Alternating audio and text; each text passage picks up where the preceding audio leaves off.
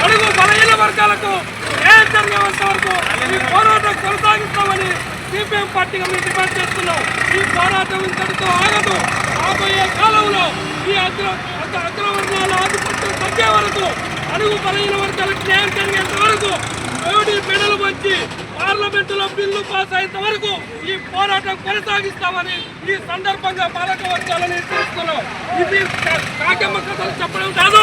ఒక పక్క అధికారంలో ఉన్నటువంటి పార్టీలు ఈ దాగుడు మూతల ఆటలు పనిచేసి నిజంగా మీకు చిత్తశుద్ధి ఉంటే కేంద్ర రాష్ట్ర ప్రభుత్వాలు కలిసి కట్టుగా ఈ బీజేపీ ఎమ్మెల్యేలు కానీ బీజేపీ ఎంపీలు కానీ అందరూ కలిసి ఏదైతే బీసీలకు స్థానిక సంస్థల్లో 42% రిజర్వేషన్ను అమలు చేయాలని చెప్పి కాంగ్రెస్ ప్రభుత్వం ఇవాళ బిల్లు తీసుకొచ్చింది.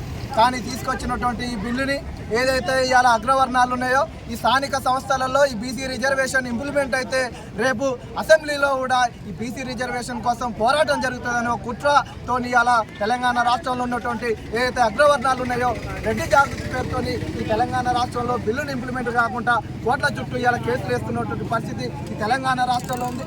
ఏదైతే ఈ బిల్లు అమలు చేయాలని చెప్పి అసెంబ్లీ సాక్షిగా తీర్మానం చేసి రాష్ట్రపతి గవర్నర్ పంపితే గవర్నర్ నేటికి ఇవాళ రాష్ట్రపతికి పంపకుండా ఇలా పార్లమెంట్లో బిల్లు పెట్టకుండా తెలంగాణ రాష్ట్రంలో ఉన్నటువంటి బీసీలను ఇవాళ నష్టానికి గురి చేస్తున్నటువంటి పరిస్థితి తెలంగాణ రాష్ట్రంలో ఉంది. తక్షణమే బీజేపీ ప్రభుత్వం ఏదైతే ఉందో ఇలా పార్లమెంట్లో బిల్లు పెట్టి తక్షణమే బీసీ రిజర్వేషన్ కోసం ఇంప్లిమెంట్ చేయడం కోసం బిల్లు పెట్టాలి. తెలంగాణ రాష్ట్ర వ్యాప్తంగా ఈ బిల్లు అమలుమెంట్ కాకపోతే రాష్ట్రంలో ఉన్నటువంటి బీసీలు, ఎస్సీలు, ఎస్టీలు, మైనార్టీలతో కలుపుకొని రేపు రాష్ట్రం తెలంగాణ ఉద్యమం ఏ విధంగా అయితే ఉరెత్తిన సాగిందో ఆ ఉద్యమాన్ని మరోసారి ఇలా బీసీ రిజర్వేషన్ కోసం కొనసాగించడం కోసం సిపిఎంఎల్ న్యూ డెమోక్రసీ రాష్ట్ర వ్యాప్తంగా ఉన్నటువంటి సిపిఎం పార్టీ కావచ్చు, టీఆర్ఎస్ పార్టీ కావచ్చు, మిగతా అన్ని పార్టీలతో కలుపుకొని పెద్ద ఎత్తున కూడా ఆందోళన చేయడం కోసం కృషి చేస్తూ ఉంది. తక్షణమే బీసీల యొక్క రిజర్వేషన్ ఇంప్లిమెంట్ చేసి తెలంగాణ రాష్ట్రంలో ఉన్నటువంటి బీసీలకు రిజర్వేషన్ కల్పించాలని చెప్పి మీ సిపిఎంఎల్ న్యూ డెమోక్రసీగా గుర్తు చేస్తాం.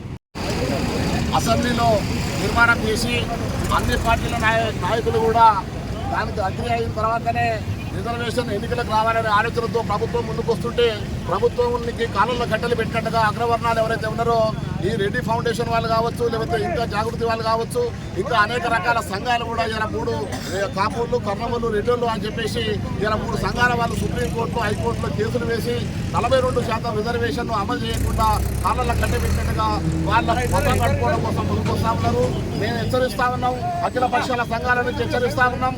భవిష్యత్తులో ఎన్నికలకు మీరే వస్తారు, ఈ ప్రజల దగ్గరకు వచ్చి గడ్డం పట్టుకొని బతలాడి అయ్యా మీరు ఓటు వేయండి అని చెప్పేసి మా దగ్గరకు వచ్చినప్పుడు మా సత్తా ఏందో కూడా చూపించడానికి ప్రజలందరూ కూడా సిద్ధంగా ఉన్నారని, ఇంతకు ముందులాగా ప్రజలు మామూలుగా ఎవడో చెప్తే ఏ నాయకుడో చెప్తే ఓటేసే పరిస్థితిలో జనం లేరు. ఆల్రెడీ ఎవరికి ఓటేయాలి, ఎవరి నాయకుడు ఎలాంటిది, ఏ ప్రభుత్వం ఏ రకంగా ప్రజలకు సేవ చేస్తుందనే విషయాన్ని ప్రజలు గమనిస్తూ ఉన్నారు. ఇలా సోషల్ మీడియా ద్వారా, టీవీల ద్వారా, పేపర్ల ద్వారా అవంతా కూడా ప్రజలు గమనిస్తూ ఉన్నారు అనే విషయాన్ని కూడా నాయకులు గమనించుకోవాల్సిన అవసరం ఉన్నది.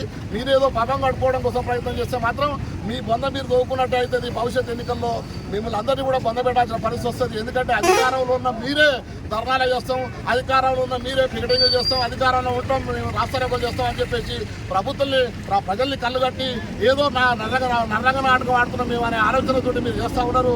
మేము అందరికీ కూడా చెప్తున్నాం, ఆ కేంద్ర ప్రభుత్వానికి ముఖ్యంగా చెప్పేది ఏంటంటే ఇమీడియట్లీ మీరు పార్లమెంటులో బిల్లు ప్రవేశపెట్టి మీరు కనుక అమలు చేయకపోతే భవిష్యత్ ఎన్నికల్లో మీకు గుణపాఠం చెప్తామని ఎంసీపీ పార్టీ నుంచి అఖిల పక్షాల నుంచి హెచ్చరిస్తున్నాం.